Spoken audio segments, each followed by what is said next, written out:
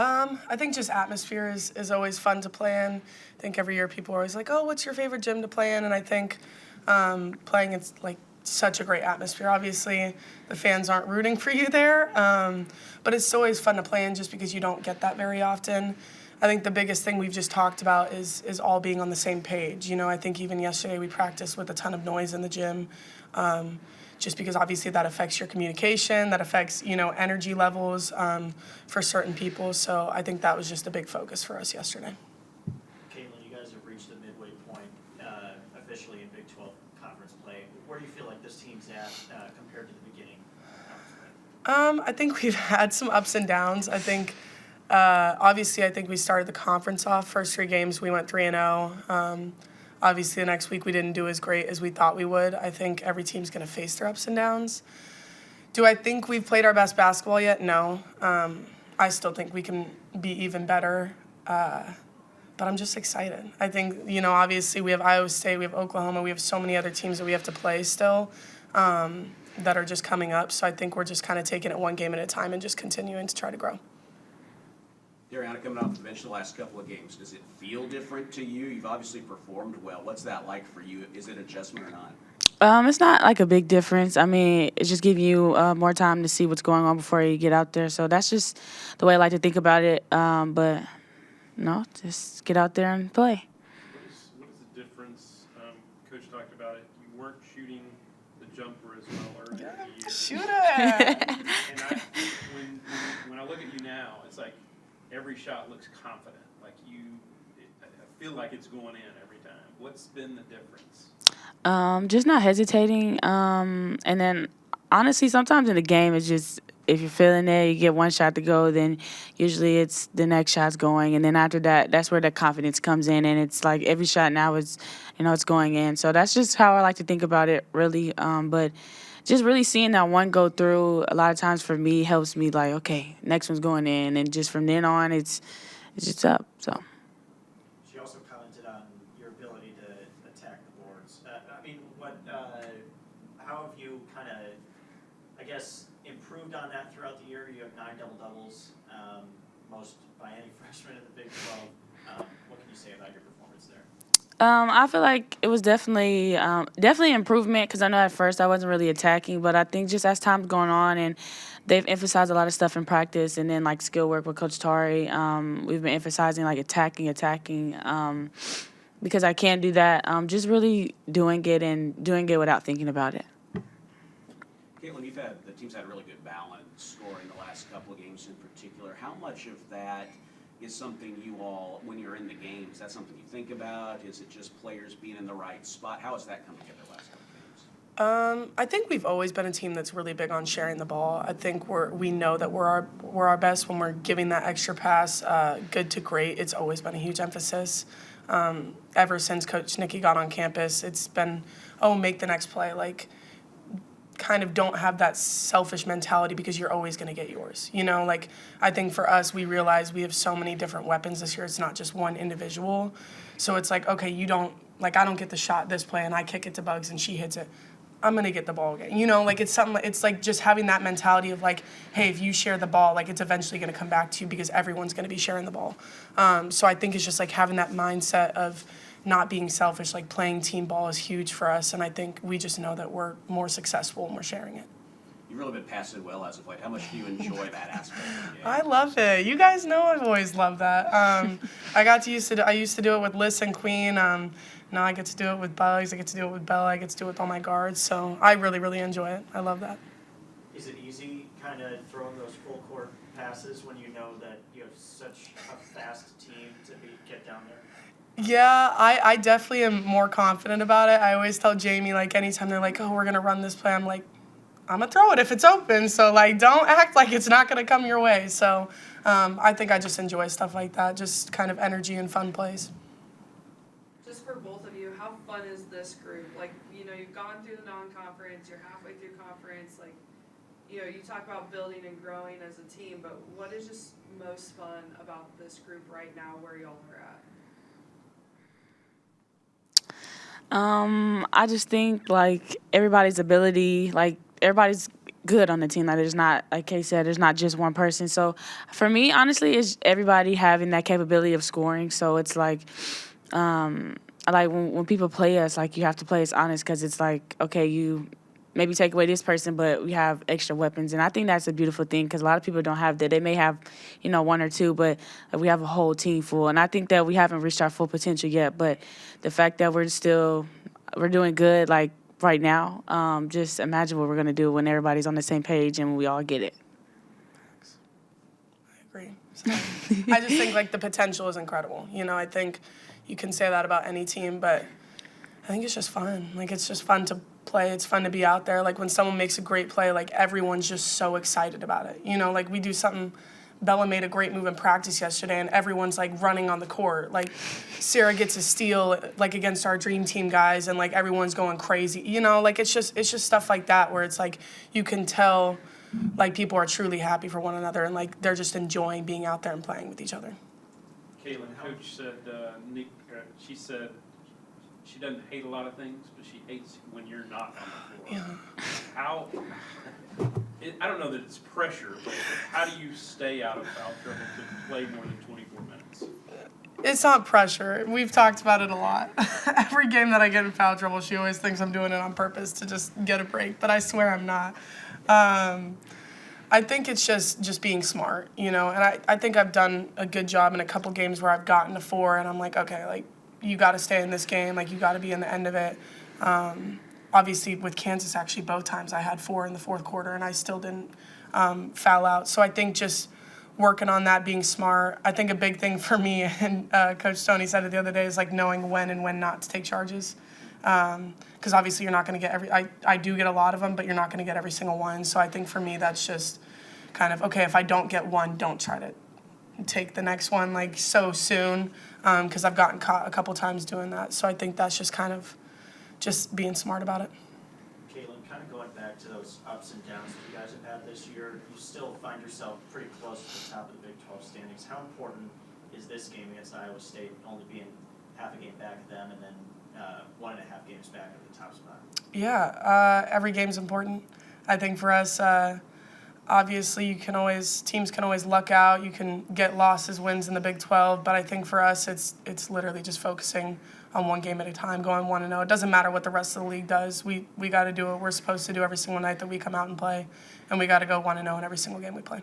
I don't think this team, the road, is a bad thing. Like I do think it allows you to rest, focus, on your opponent. I think for the most part, we certainly weren't great at West Virginia, but I do think we sometimes dial in better with fewer distractions. So hopefully that's the same thing tomorrow. They're really good. We know they're going to draw a really good crowd. So, poise will be the biggest question. Like, are we prepared to be poised in an environment that's going to be probably unlike anything we've played in so far? What would be the closest that y'all would? Like you said, they're probably going to have 10,000. Yeah, it's hard to say. Certainly, our returners played in there last year. Right.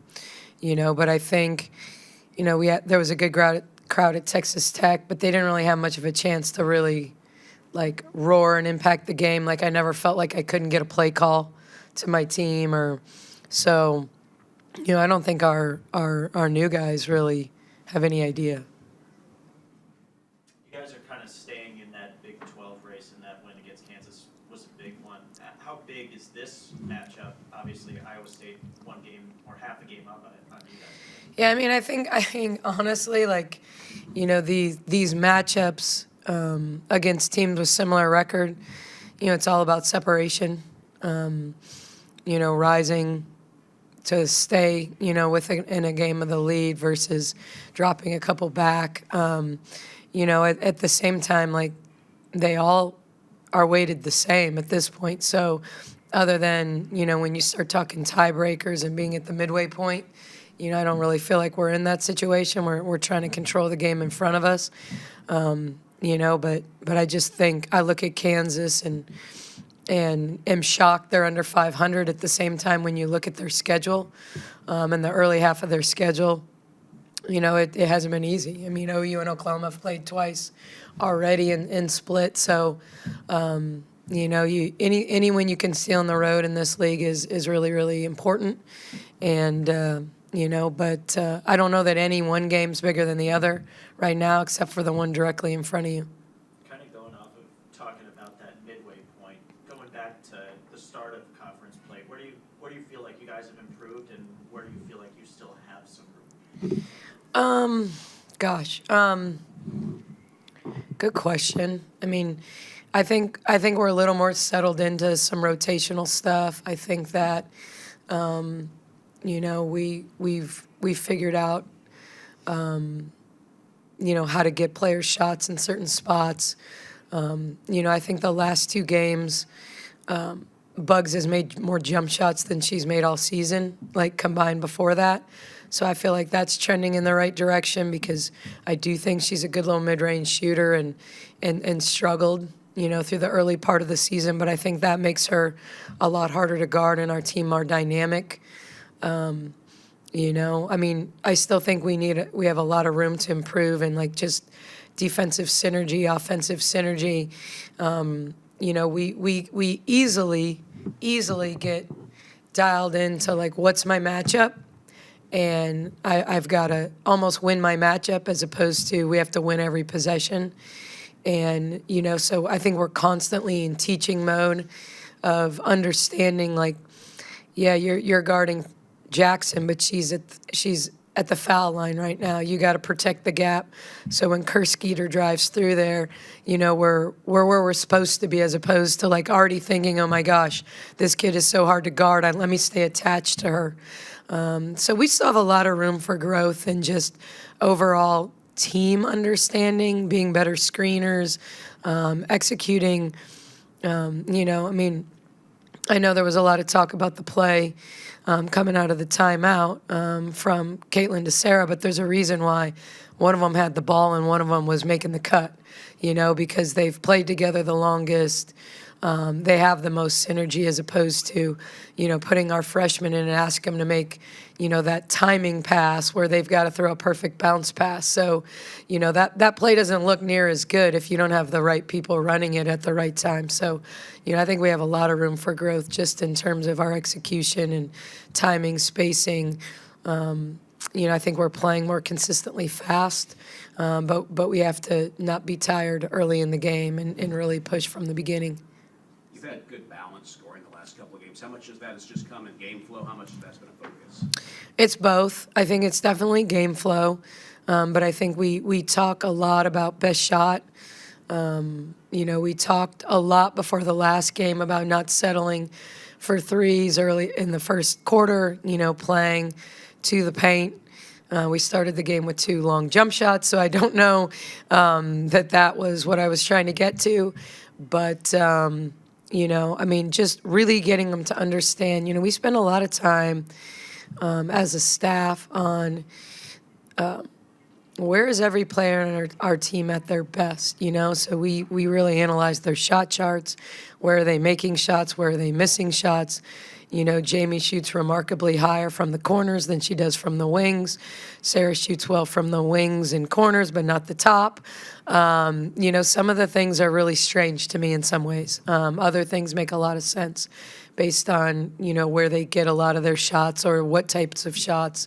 But just really getting them to understand, where they're individually successful and then collectively successful. Yeah, Coach, it seems like, especially ever since the Kansas State game, I mean, y'all have just spread the ball a lot better. It probably seems like, they've been playing, not that they weren't playing well together at the beginning of the season, but there's just a huge improvement. And is there anything that you said to them in the past couple games for them to just, be able to be a little bit more unselfish, as well as just, the way that they've been spreading on the floor? Yeah, I mean, I think when you look at our percentage of assisted baskets, I think it's been a key for us all season. Sometimes it comes down to you can't get an assist if the person doesn't make the shot. But, I think it's kind of who we are. A year ago, we certainly could spread it out, but when we went to Iowa State, we went to Liz early and often to start the game to calm everyone, and then we ended up balanced. But, Liz got us off to such a good start. I think we don't want to put that pressure on any one player. No one's walked her walk, so it's about, when you look at Sarah's best basketball games, they haven't all been start to finish. She's had really big second halves. I think when she's tried to put too much pressure on herself to be the guy, from the beginning, it hasn't always played out. Like she's had big second halves against Maryland, against Kansas twice, against Oklahoma, but I think no one feeling like they have to start the game and kind of take over or create something at the beginning. It's about sharing it, moving it, and taking the pressure off one another to play to the most open player. So I think that's a big part of what we have to do. Just team dynamic is not put too much pressure on anybody on our team to be a playmaker, scorer, take the whole load on their shoulders from the beginning. At Tech, you used your 7th different lineup this year and put Bella in there, but how important has it been for Bugs and Jana to just be those sparks off the bench when you need them? I mean, Bugs has been really good the last 2 games. I think she's shot it better coming in off the bench. Doesn't mean we'll stay with this lineup. I also, I've traditionally been a coach that doesn't change the lineup much.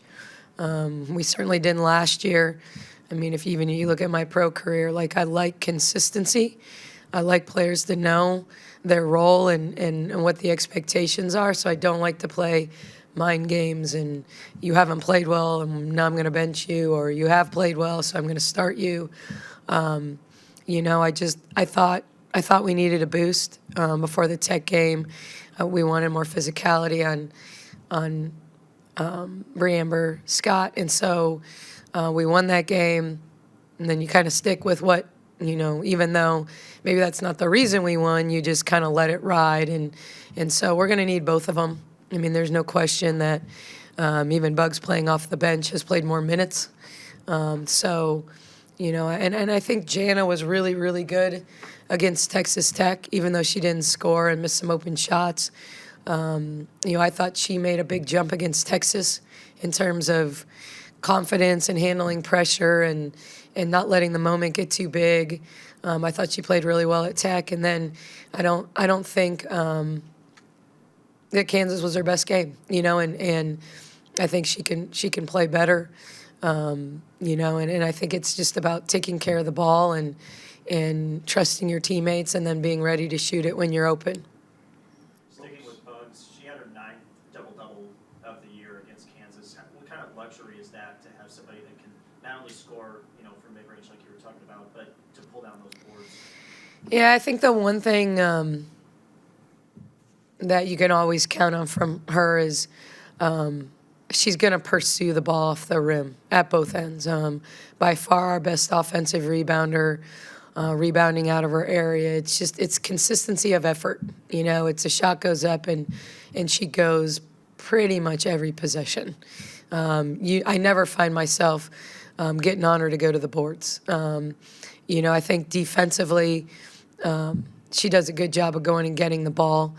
There have been games where, the physicality under the rim will get her, get knocked out of her hands, but it's not because she's not pursuing. And so I think right now that's the one thing I can't always count on her to make shots or finish through contact, but you can count on her to go try to rebound on every possession. So it's been a big thing for us.